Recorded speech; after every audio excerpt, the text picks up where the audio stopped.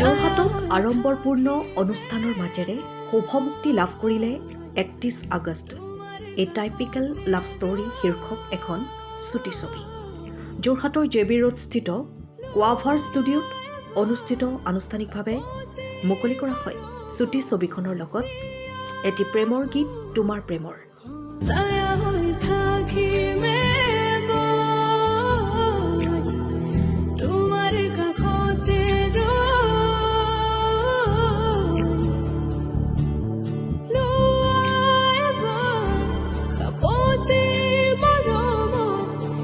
এই ছুটি ছবিখন যোৰহাটৰ এজন নৱপ্ৰজন্মৰ উদীয়মান পৰিচালক পাৰ্থপ্ৰতিম দাসৰ প্ৰযোজনা আৰু পৰিচালনাৰে নিৰ্মাণ কৰা হৈছে।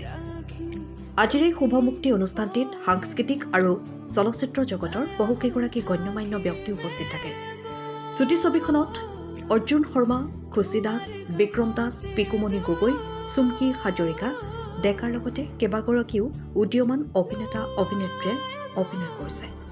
ছবিখনৰ কাহিনী, অভিনয় আৰু উপস্থাপন দৰ্শকৰ মন জয় কৰিব বুলি আশা প্ৰকাশ কৰিছে উপস্থিত অতিথিসকলে।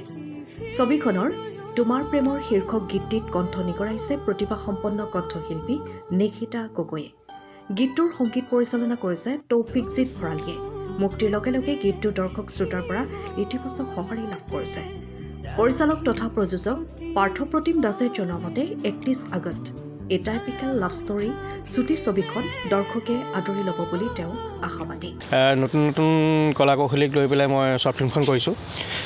তেওঁলোকৰো খুব ইচ্ছা আছিলে মোৰ লগত কাম কৰা, তো তেওঁলোকক লৈ পেলাই মই এখন নতুন কাহিনী লৈ এখন শ্বৰ্ট ফিল্ম আৰম্ভ কৰিছোঁ। লগতে আজি শ্বৰ্ট ফিল্মখনৰ গানটো ৰিলিজ হৈছে তোমাৰ প্ৰেমৰ বুলি। গানটো কণ্ঠদান দিছে নাজিৰাৰ আপোনাৰ নিশিতা গগৈ বুলি, খুব দুখীয়া ঘৰৰ ছোৱালী, মানে ভাল গায়, বহুত ভাল গায়। তো তেখেতক লৈ পেলাই মই পৰিকল্পনা কৰি গানটো ৰচিলোঁ বা গানটো দিলোঁ আজি।